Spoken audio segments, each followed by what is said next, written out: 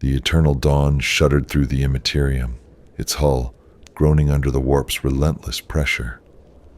Navigator Lyra Cassian sat enthroned in the navigarium, her third eye unhooded, piercing the veil of reality to chart a path through the roiling chaos.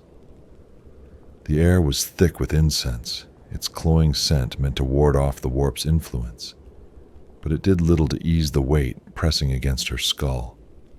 Her hands gripped the arms of her obsidian throne, nails digging into the carved aquilus as she fought to hold the ship's course.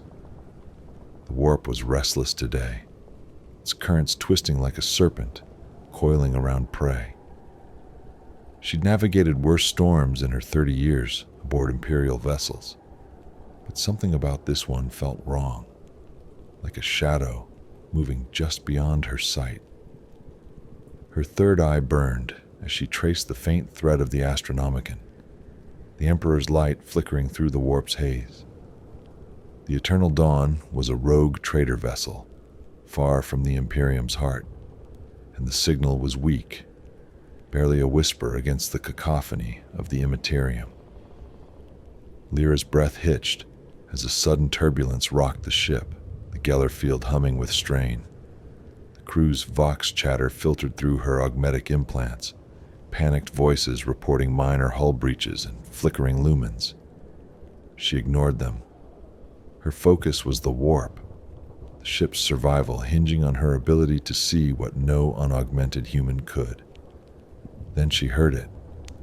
Not through the vox, not through the ship's systems, but in the space behind her third eye, a voice, soft and sibilant, like silk dragged over broken glass. Lyra Cassian, it whispered, her name curling through her mind like smoke. She froze, her breath catching in her throat. The voice wasn't human. It carried the weight of the warp, heavy with promises and peril. Her training as a navigator of House Cassian had warned her of such things. Demons, the predators of the Immaterium, drawn to the psychic beacon of a navigator's mind. She clenched her jaw, forcing her focus back to the Astronomicon. But the voice persisted. "I see you, Starseer. I can guide you home." The ship lurched again, and Lyra's vision swam. Through her third eye, the warp's kaleidoscope of colors parted, revealing a presence, formless yet undeniable, a shimmer of malice that pulsed like a heartbeat. It had no face, no body, but its gaze bored into her, stripping away the layers of her resolve. She slammed her third eye shut, the psychic backlash sending pain lancing through her skull. Her physical eyes snapped open, staring at the Navigation's vaulted ceiling, where Gothic arches loomed like the ribs of some ancient beast. The voice didn't stop. "Why struggle, Lyra? The storm will tear your ship apart. I offer salvation." She pressed a trembling hand to the iron band covering her third eye, ensuring it was sealed. Her heart pounded, twin rhythms echoing her fear and defiance. The Eternal Dawn was her responsibility. 3,000 souls, from the captain to the lowliest bilge rat, depended on her. She wouldn't let a warp-spawn trick unravel her. "Be gone," she hissed, her voice barely audible over the hum of the Navigatium's machinery.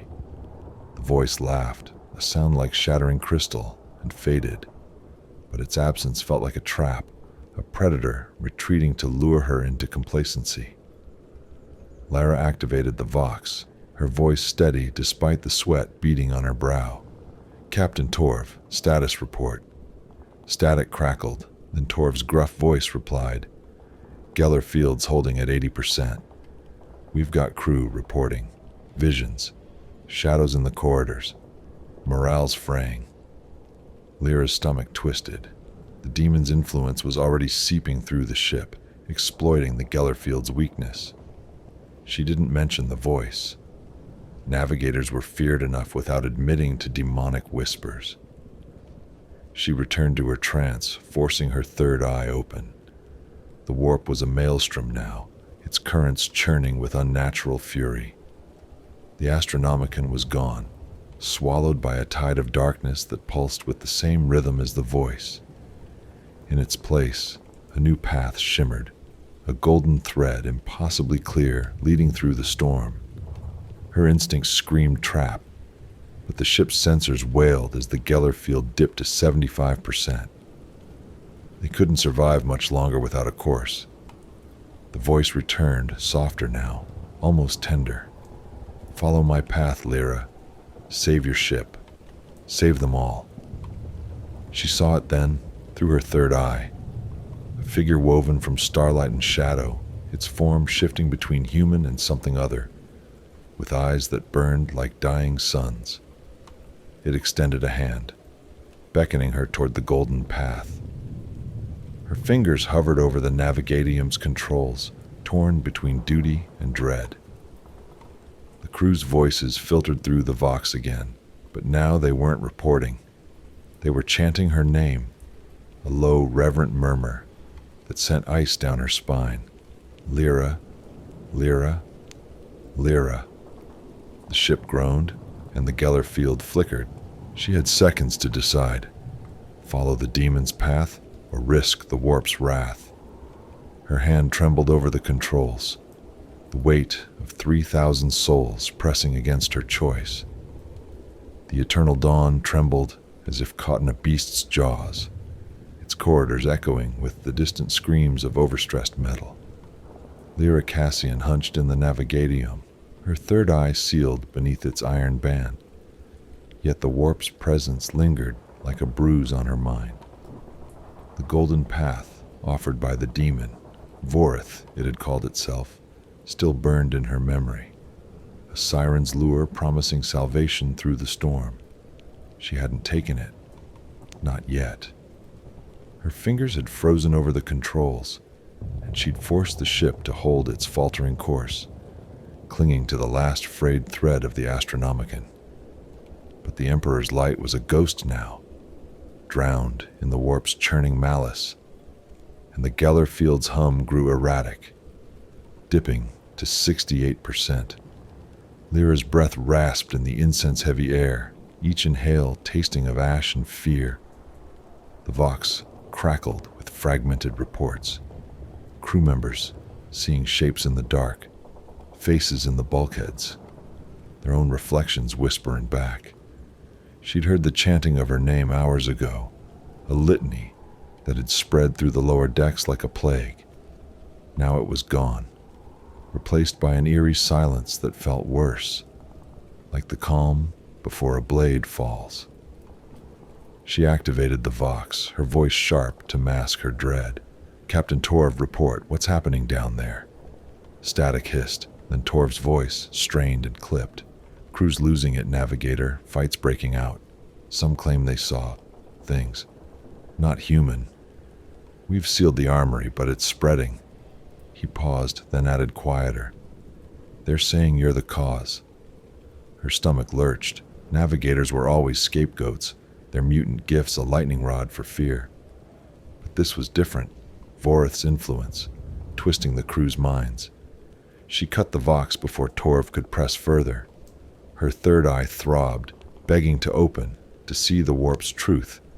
But she resisted. Vorith was waiting, its voice a constant murmur at the edge of her consciousness. "They fear you, Lyra. They hate you. I can make them kneel." She pressed her palms to her temples, willing the demon away.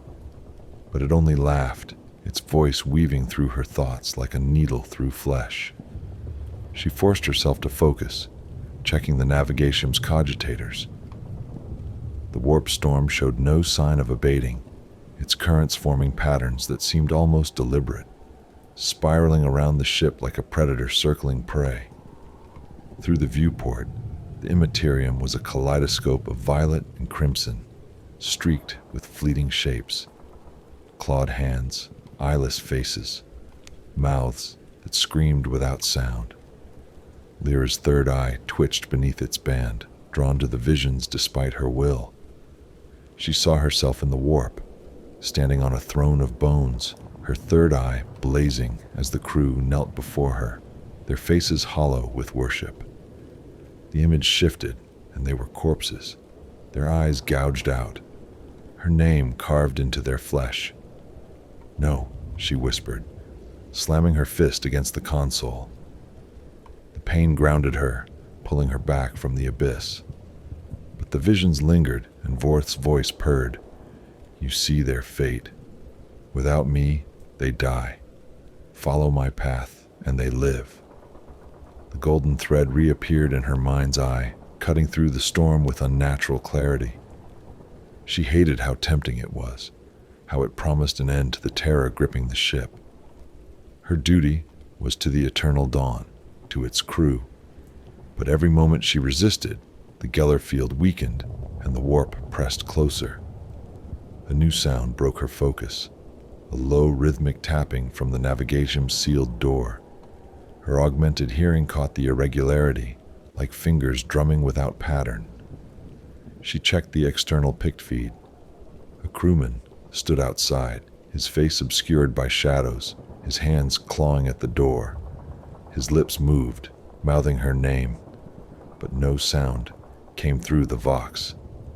Then he turned, and his eyes were gone, replaced by black voids that wept blood. Lyra's heart seized. She slammed the lockdown override, sealing the navigation tighter, but the tapping grew louder, joined by more hands, more voices whispering her name through the walls. Vorth's laughter filled her skull. "They come for you, Lyra. They know you falter. Open your eye. See the truth." Her hand hovered over the iron band, trembling. She needed to see the warp, to find a path, any path, before the Geller field collapsed. But opening her third eye meant facing Vorth, risking her soul to its promises. The tapping became a pounding, the voices a cacophony. She saw the crewman's face again in her mind, eyeless, bleeding, and realized it wasn't just him. Dozens were gathering outside, their minds unraveled by the demon's lies. The Geller field's hum stuttered, dropping to 60%. Alarms blared and the ship lurched, throwing Lyra against her throne. The warp was breaking through, and Vorth's golden path was the only way out.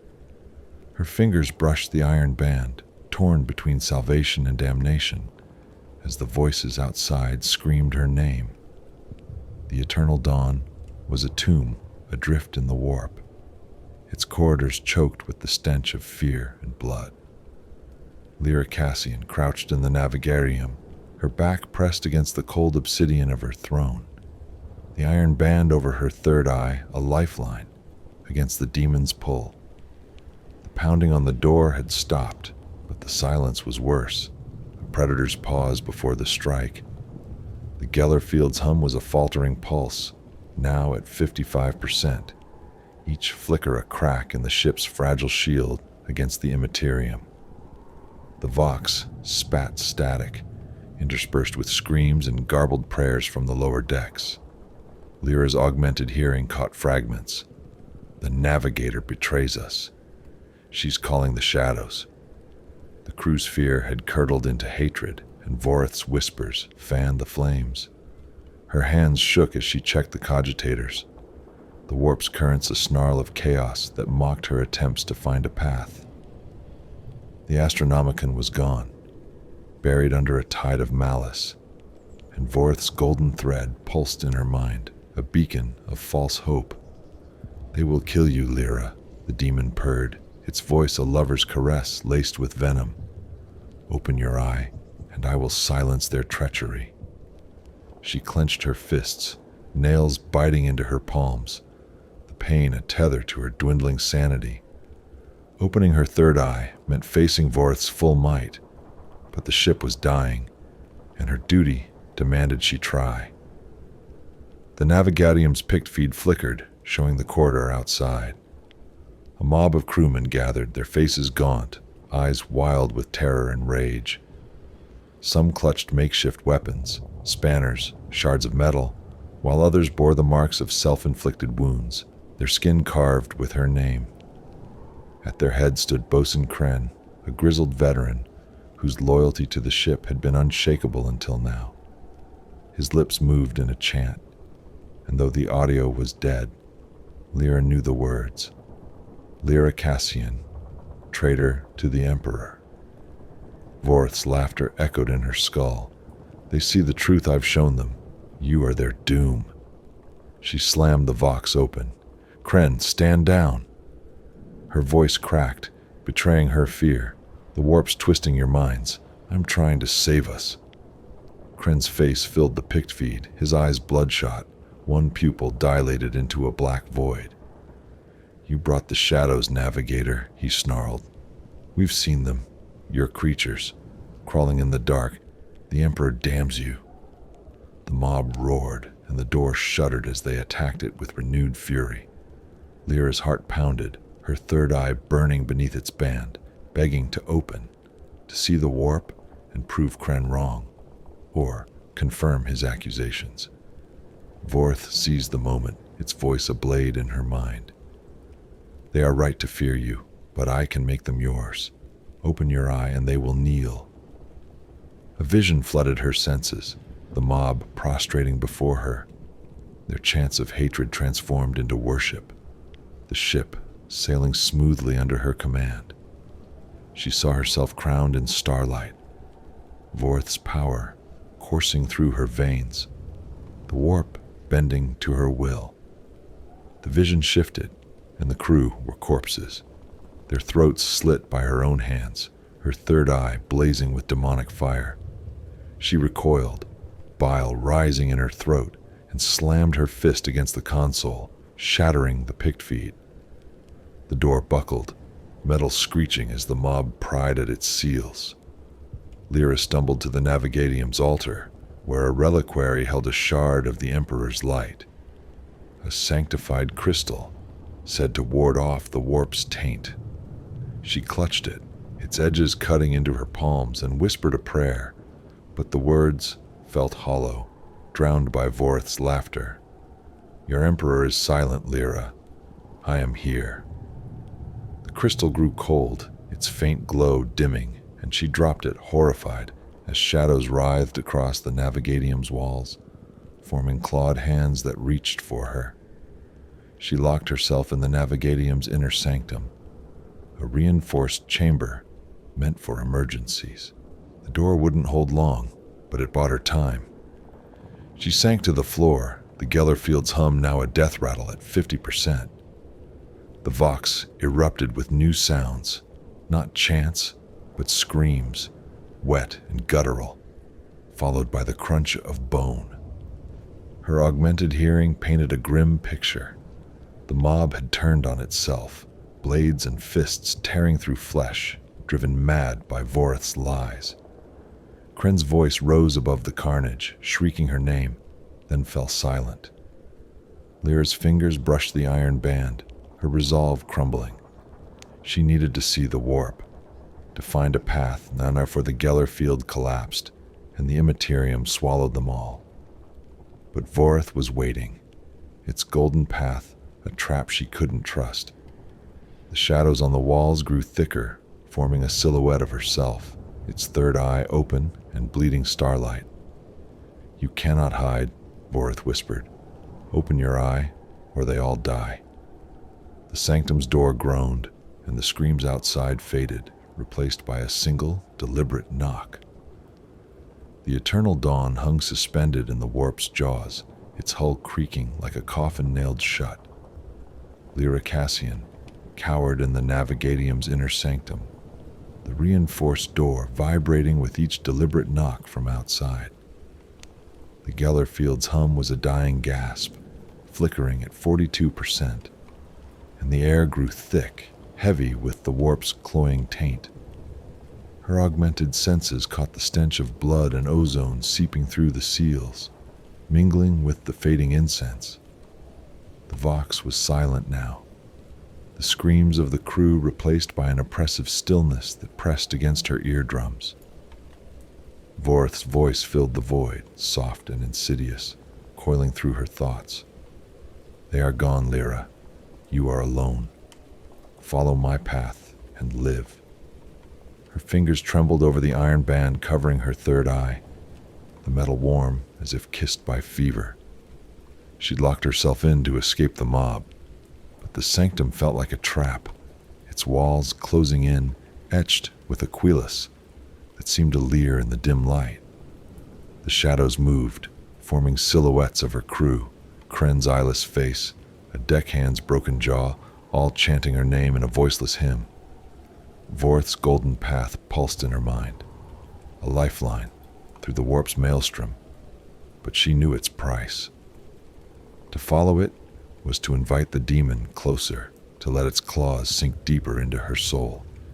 Yet the ship was crumbling, the Geller Field moments from collapse, and her duty to the eternal dawn demanded she act.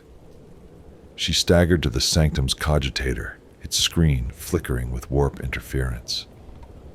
The ship's sensors showed hull breaches on the lower decks, and the Navigatium's controls were sluggish, as if the machine spirits themselves were succumbing to despair.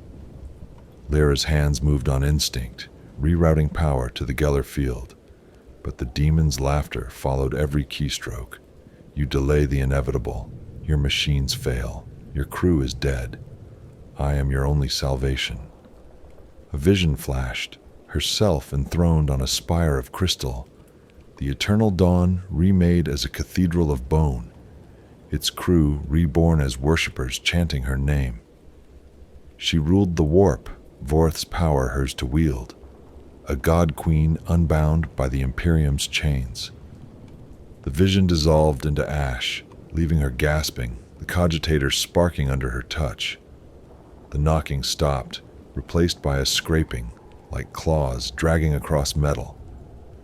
Lyra's augmented hearing caught whispers beyond the door, not human voices, but a chorus of warp-spawned echoes, speaking in tongues that burned her ears.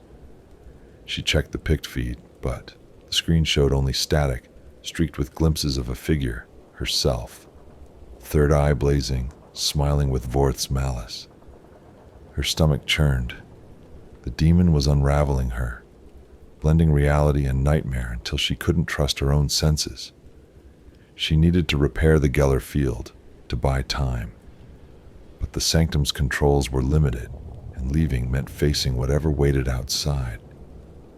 Lyra forced herself to the maintenance panel, prying it open with shaking hands. The Geller Field's conduits were scorched, their runes dulled by warp corrosion. She whispered litanies of repair, her voice cracking, but the machine spirits were silent, as if the Emperor had abandoned them. Vorth's voice grew louder. Why cling to a dying god? I offer eternity. Open your eye and see. The golden path reappeared, brighter now, cutting through the warp's chaos like a blade. She saw the eternal dawn emerging into real space, its hull intact, her crew alive. Impossible, yet achingly real. Her third eye throbbed, straining against the iron band, and for a moment, she believed the vision, her hand reaching to unseal it. A crash shook the sanctum, the door buckling inward. Lyra stumbled back, clutching a sanctified wrench as a weapon. The shadows on the walls solidified, forming clawed limbs that reached for her, their touch cold as the void. Vorth's voice was a roar now. You cannot resist. You are mine. She swung the wrench, shattering a shadow that screamed with her own voice. The door groaned, and a single claw pierced through, dripping black ichor that hissed on the floor. Her heart raced, twin pulses drowning out the Geller Field's faltering hum. She was out of time. Lyra returned to the cogitator, inputting a blind course adjustment, trusting her instincts over Vorth's path. The ship lurched, throwing her to the floor as the warp's currents seized it, dragging it deeper into the storm. The Geller Field dipped to 38%, and the air shimmered, reality fraying at the edges. She crawled to the altar, grasping the reliquary's crystal, but it was dark, its sanctity drained. Vorth's silhouette loomed in her mind, its starlit eyes promising godhood, its claws offering death. The door splintered, and the whispers became a scream, her name a curse on inhuman lips. She pressed the iron band tighter, but her third eye burned, and the golden path was all she could see, leading to a destination she could no longer discern. The eternal dawn was a husk, its corridors silent save for the death rattle of the Geller field, now stuttering at 20%. Lyra Cassian knelt in the Navigatium's shattered sanctum, the air thick with the warp's rancid breath, blood, sulfur, and a sickly sweetness that clung to her throat. The reinforced door lay in ruins, claw marks scoring the metal like a heretic's confession. Beyond it, the corridor was a charnel house, strewn with the mangled remains of the crew, their faces frozen in expressions of worship and terror, her name carved into their flesh. Voreth's presence was everywhere, a pressure that crushed her lungs, its voice a relentless tide in her mind. You have no choices left, Lyra. Open your eye and become eternal. Her third eye burned beneath its iron band, the metal scalding her skin as if rejecting her resistance. The sanctum's walls bled shadows, forming a cathedral of claws and eyes that pulsed with Voreth's malice. The cogitator was dead, its screen cracked, spitting sparks that illuminated the reliquary's darkened crystal, a silent accusation of her failure. The eternal dawn groaned, the warp tearing at its hull, reality fraying into a kaleidoscope of impossible colors. Lyra's augmented senses screamed, the stench of rotting flesh, the screech of metal twisting unnaturally, the taste of her own blood as she bit her lip to stay grounded. She was alone, the last soul aboard a ship that was no longer hers. Voreth's golden path blazed in her mind, a serpent of light promising real space, salvation, godhood. She saw herself striding through the warp, the eternal dawn remade as her throne, its crew resurrected as her apostles, their eyes glowing with her power. The vision was intoxicating, a release from the Imperium's chains, from the fear that had dogged her since she first gazed into the immaterium. But beneath the promise lay the truth. Voreth's claws in her soul, her will erased, her name a footnote in the demon's endless hunger. She clutched the sanctified wrench, its weight a frail anchor to her duty, and staggered to the Geller field's core conduit, exposed in the sanctum's ruined wall. The conduit was a tangle of blackened cables and corroded runes, its machine spirit silent. Lyra's hands moved on instinct, ripping away damaged components, whispering litanies she no longer believed. Voreth's voice drowned her prayers. Why fight? Your emperor is dust. I am your future. The shadows lunged, claws grazing her arms, drawing blood that sizzled on the floor. She swung the wrench, shattering a tendril that screamed with her own voice, but more formed, circling like wolves. The Geller field dipped to 15%, and the warp broke through, a tear in the sanctum's ceiling, revealing a void where eyes burned like dying stars. Voreth's true form loomed within, a shifting mass of starlight and rot, its laughter shaking the ship. Lyra's fingers found the Geller field's manual override, a lever meant for catastrophic failure. She hesitated, knowing what it meant, collapsing the field entirely, stranding the eternal dawn in real space, beyond the warp's reach. But at the cost of her mind, her third eye burned out by the backlash. Voreth sensed her intent, its voice a roar. You will die forgotten, Lyra. Embrace me and live forever. The shadows closed in, claws piercing her shoulders, dragging her toward the tear. She saw the crew's faces in the void, eyeless, chanting her name, their hands reaching to pull her into Voreth's embrace. With a scream, Lyra tore free, her blood mixing with the ichor, pooling on the floor. She seized the lever, her vision blurring as Voreth's golden path flared, showing her ruling the stars, her third eye a beacon of power. The lie was beautiful, but she saw through it. Her crew's corpses, her soul a puppet dancing on demonic strings. "For the Emperor," she whispered, and yanked the lever down. The Geller field collapsed with a thunderclap. The warp's scream deafening as reality snapped back. The tear sealed, Vorth's form dissolving in a howl of rage, its claws raking her mind as it vanished. Lyra fell, her third eye searing through the iron band, its light extinguished. Pain consumed her, her senses dulled, the warp's colors gone forever. The eternal dawn hung in real space, its hull breached, its crew dead. She crawled to the cogitator, her hands shaking as she logged the ship's position, an uncharted void far from Imperial aid. Her mind was a hollow shell, Vorth's whispers gone. But so was her purpose.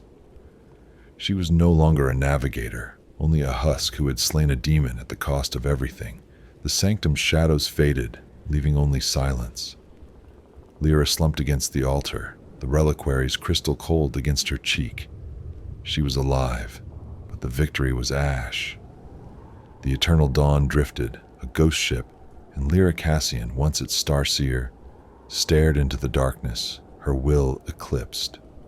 Note: based on logs of lost Navis nobility vessels in the Coronus expanse.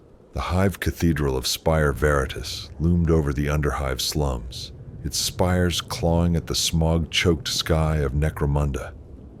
Its walls, blackened by centuries of ash and faith, echoed with the moans of the wretched and the hymns of the devout.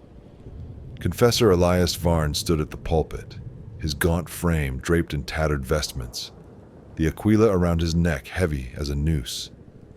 His voice, once a clarion call to the Emperor's glory, rasped through the nave. Barely reaching the huddled congregation, they stared up at him, sallow faces, eyes hollow with hunger and fear, clinging to his words as if they could ward off the darkness of Hive Primus. But Elias felt no divine fire, only the weight of his own failures, the ghosts of a village he'd failed to save from heresy a decade ago. The cathedral's air was thick with dust and secrets, the incense failing to mask the stench of decay from the underhive below. Elias's sermon faltered, his hands gripping the pulpit's cracked edge as he spoke of the Emperor's judgment. The words tasted like ash. He saw the village in his mind's eye, flames consuming mud huts, screams of the tainted as he'd ordered their purge, too late to stop the cult's spread. The Inquisition had spared him, deeming him penitent, but the shame clung like damp rot. He was a confessor in name only, exiled to this forsaken spire to preach to the dregs of humanity.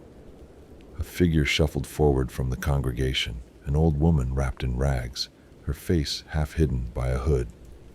She knelt at the altar, her trembling hands clutching a crude icon of the Emperor. "Confessor," she whispered, her voice a dry croak.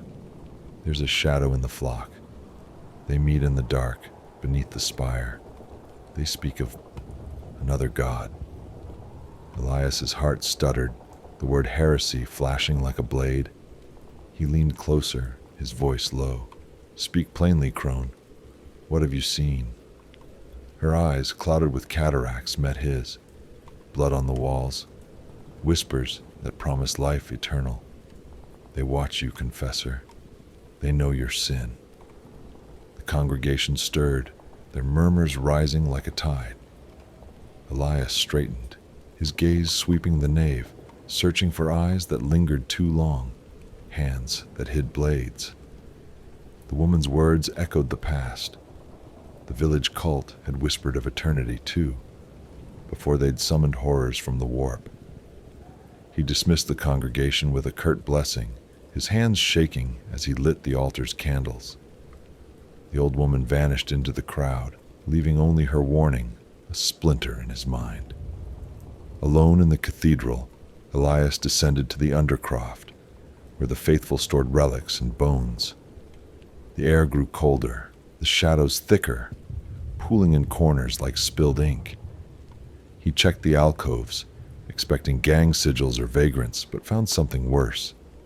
A shrine, hidden behind a crumbled wall, its surface smeared with dried blood. Crude symbols, spirals, eyes, hands, defiled the stone, pulsing with a faint, unnatural warmth. Elias's breath caught, his fingers tracing the aquila at his neck. He knew these marks, had burned them from the village's ruins. Chaos, the warp's touch. A voice spoke, not from the shrine, but from within his skull, soft as a lover's sigh, sharp as a flaying knife. Elias Varn, broken shepherd, I see your guilt, your shame. I offer absolution. He staggered, clutching his head, the voice weaving through his thoughts like smoke. It was not human, not mortal, a presence that slithered behind his eyes, promising redemption for the village's fall. Serve me, and they will live again. Your flock will be whole. The shrine's symbols glowed faintly, and Elias saw it. A vision of the village restored, its people kneeling before him, their faces radiant with forgiveness. He stumbled back, his boot crushing a candle, its flames snuffed out. The voice laughed, a sound like breaking bones, and faded, leaving him gasping in the dark. The shrine stood silent, but its presence was a wound in the cathedral's sanctity. Elias's hands trembled as he drew his last pistol, its weight a frail comfort. He could destroy the shrine, summon the Arbites, expose the cult, but the voice's promise lingered, a temptation that stirred the ashes of his faith. The congregation would return at dawn, their eyes searching for salvation or betrayal. Elias stood frozen, the aquila cold against his chest, the demon's whisper a chain around his soul. The underhive of Spire Veritas was a labyrinth of rust and despair, its tunnels oozing with the filth of Necromunda's forgotten. Confessor Elias Varn moved through the shadows, his last pistol a cold weight in his hand, the aquila around his neck a burning reminder of his duty. The cathedral above loomed in his mind, its defiled shrine a festering wound he couldn't ignore. The demon's voice, sly, intimate, promising absolution, clung to his thoughts like damp mold, whispering of the village he'd failed, the lives he'd condemned to fire. You can save them, Elias, it murmured, if you bend to me. He gritted his teeth, forcing the voice down, but it left a residue of doubt, a crack in his faith that widened with every step. He'd spent the night scouring the Undercroft, finding more signs of the cult. Blood-smeared runes etched into pipes, bones arranged in spirals, a child's rag doll with eyes sewn shut. Each discovery tightened the noose of memory.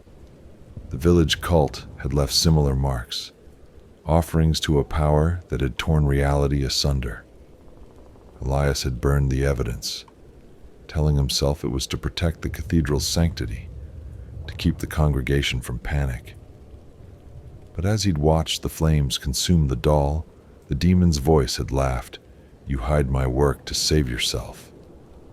The accusation stung, and he'd fled to the underhive, chasing the old woman's warning of a cult meeting in the dark.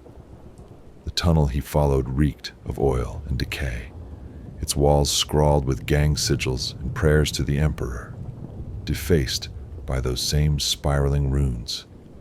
His boots crunched on broken glass, each step echoing in the oppressive silence. His augmented lenses, a relic of his inquisitorial service, pierced the gloom, revealing heat traces, fresh footprints, too many for a single soul. The cult was close. Elias's heart pounded, torn between zeal and dread. He needed evidence to summon the Arbites, to purge the heresy before it spread. But the demon's promise gnawed at him. "I can restore what you lost. The village, Your Honor. Serve me, and they live." A faint chant drifted through the tunnel, a low hum that vibrated in his bones. Elias crouched, edging toward a collapsed hab block, its entrance veiled by tattered plastic. Peering through, he saw them. A dozen figures in ragged cloaks, kneeling around a makeshift altar of scrap and bone. Blood pooled at its base, fresh enough to steam in the cold air.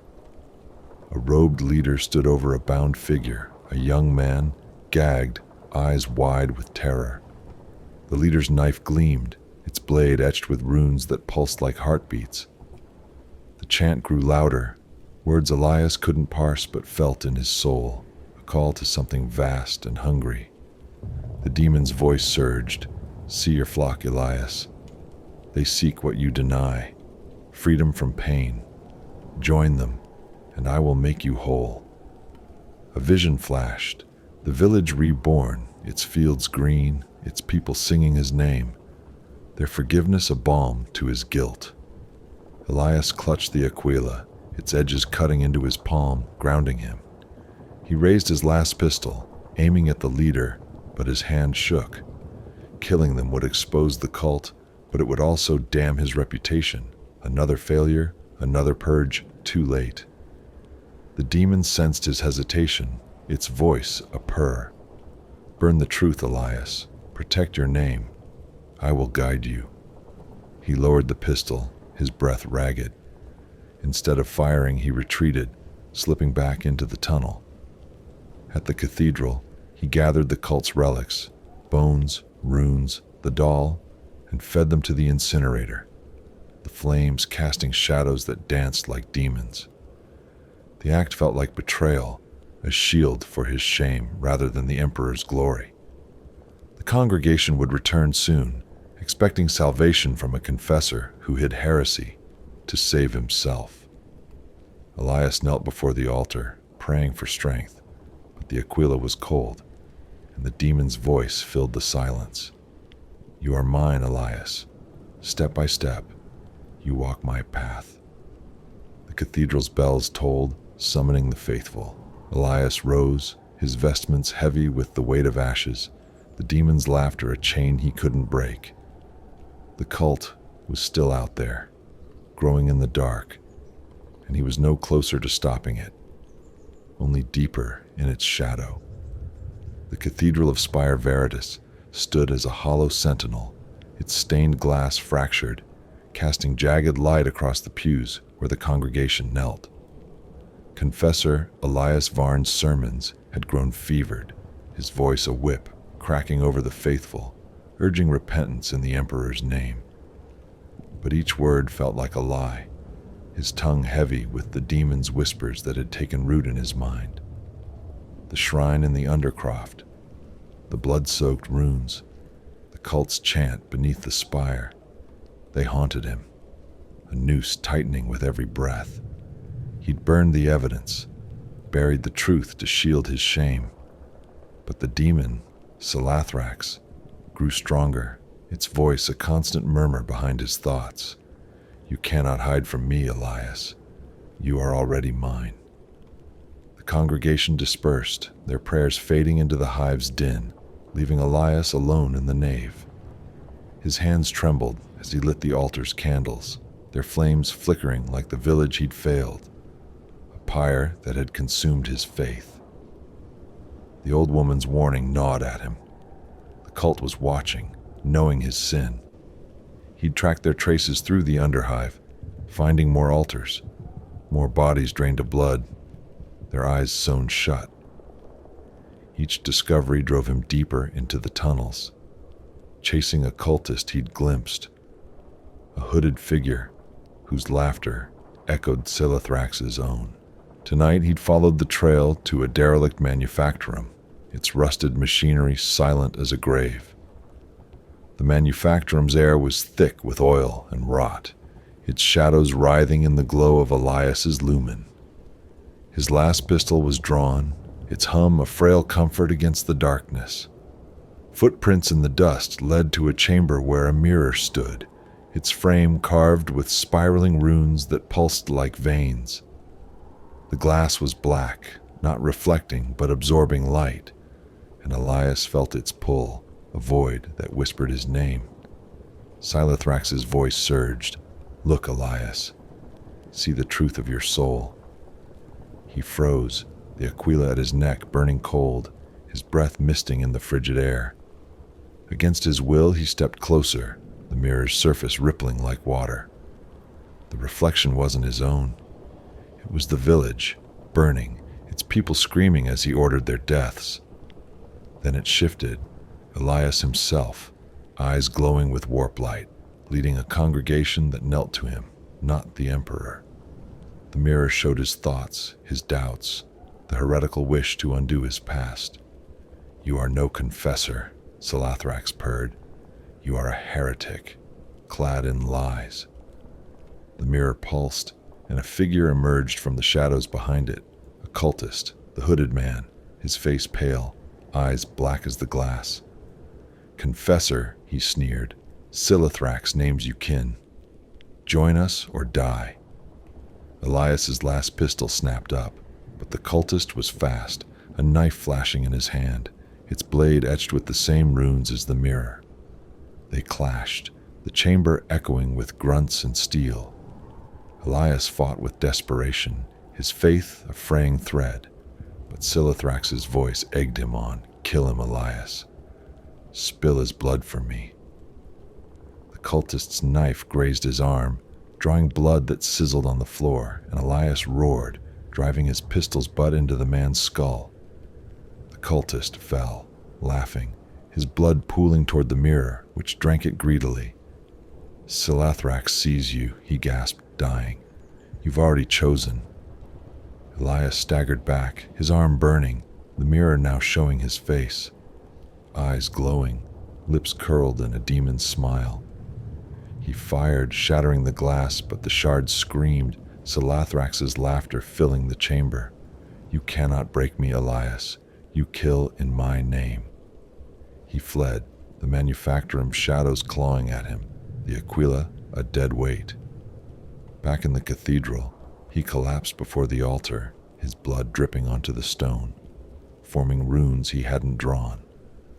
The congregation would return soon, expecting salvation, but Elias saw only the mirror's truth. His faith was fracturing, and Salathrax was winning, one sin at a time. The Cathedral of Spire Veritas was a hollowed-out relic, its nave a cavern of flickering candles and whispered prayers. Yet it pulsed with a wrongness that clawed at Confessor Elias Varn's soul. His sermons had become a fevered chant, words of the Emperor's wrath spilling from his lips, but they carried a cadence not his own. The congregation gazed up at him, their eyes gleaming with a fervor that bordered on madness, their voices rising in a hymn that twisted into something profane.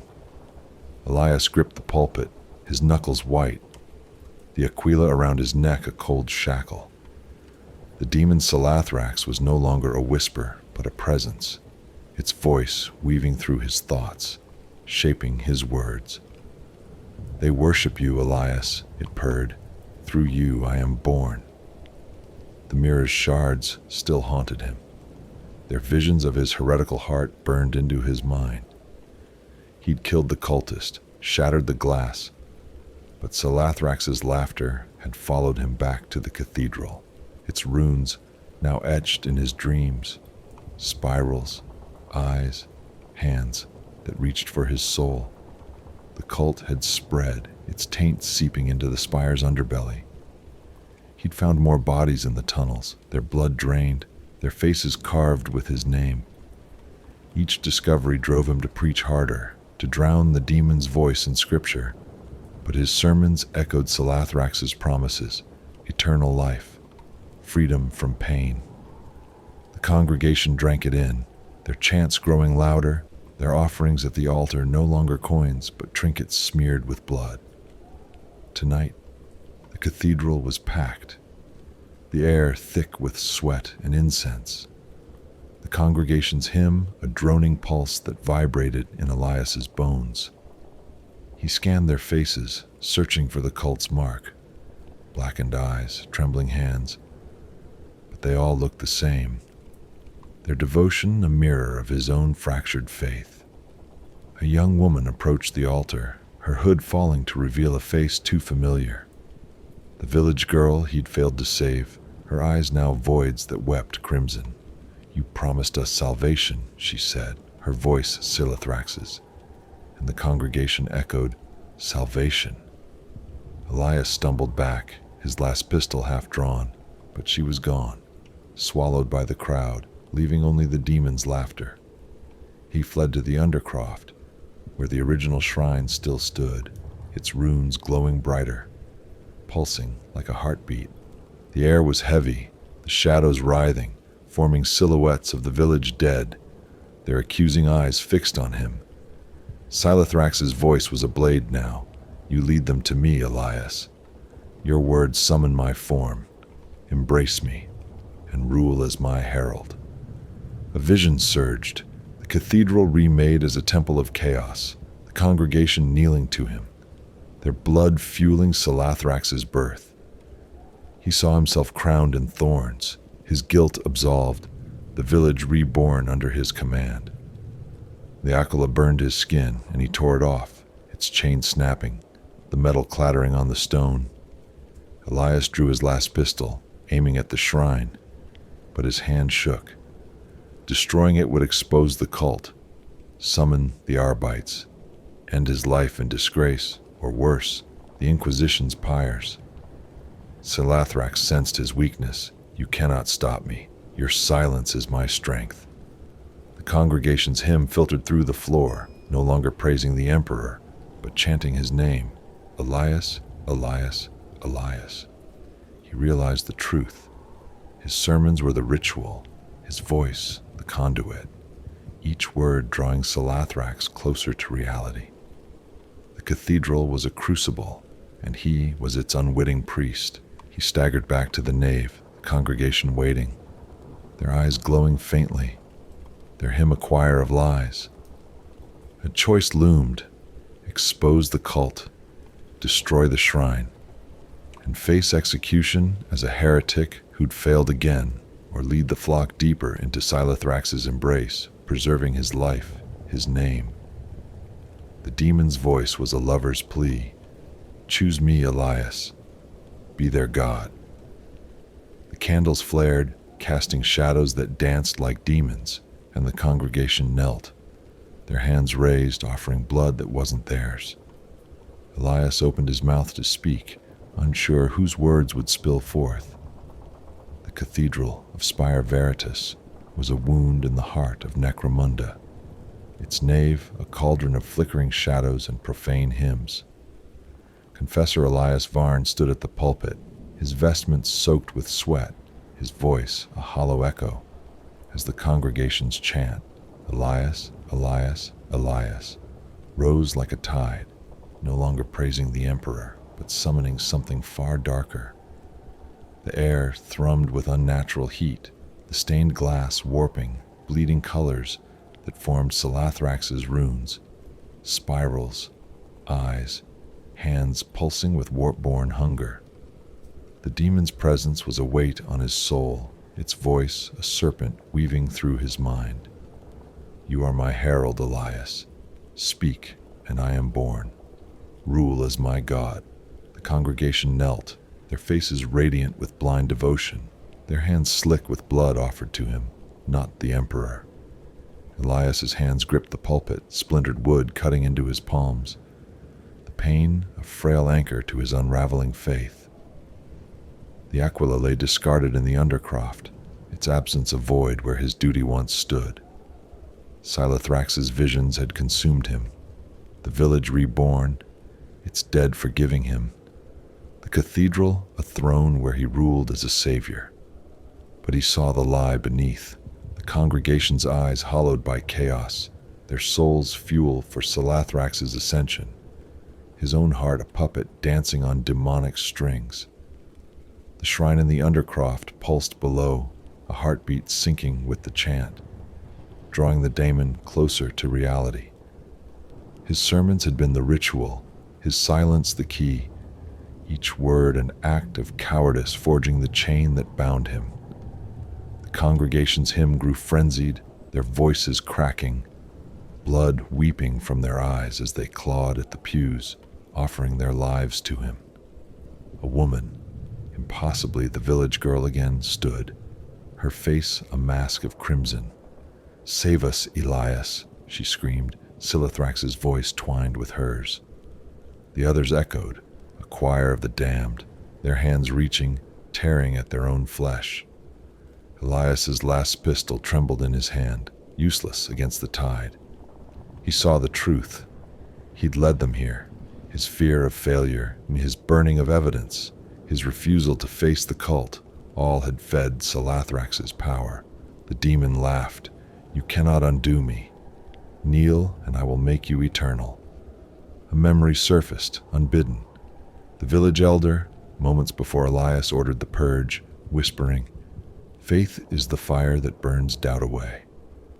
The words struck like a blade, cutting through Silithrax's lies. Elias's gaze fell to the altar, where candles burned low, their wax pooling like blood. He saw the cathedral's heart, the promethium stores beneath the undercroft, meant for cleansing rituals, enough to raise the spire. A final act of defiance, a purge to rival the village's flames. But this time, he'd burn with it. Silithrax sensed his resolve, its voice a roar. "You will die forgotten, your emperor silent. Embrace me and live." Elias stepped down from the pulpit, the congregation surging forward, their hands clawing at his vestments, their eyes glowing with warp light. He fought through, his last pistol firing wildly, not to kill, but to clear a path to the undercroft. The shrine waited below, its runes blazing, the air thick with the stench of blood and ozone. Silithrax's form shimmered above it, a half-born horror of thorns and eyes, its laughter shaking the stone. "You are too late, Elias. I am here." He tore at the shrine, smashing runes with his pistol's butt, but the demon only grew stronger, feeding on the congregation's chant above. He found the promethium valves, rusted but intact, and began turning them, the fuel's acrid stench flooding the undercroft. Silithrax's claws raked his mind, showing him the village one last time, its people alive, kneeling, his guilt absolved. He faltered, the vision's beauty a knife to his heart, but he saw the elder's face, serene in death, and knew the emperor's fire was his only absolution.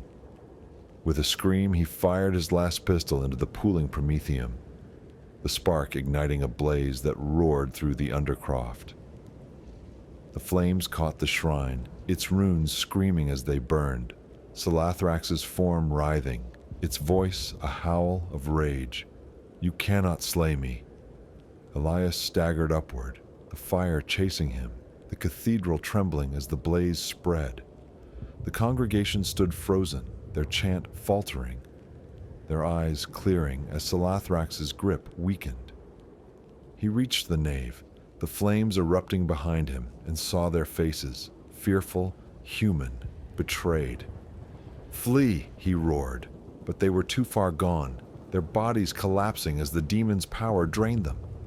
The cathedral groaned, its spires cracking, and Elias fell to his knees before the altar, the fire's heat searing his flesh. He prayed not for salvation, but for forgiveness.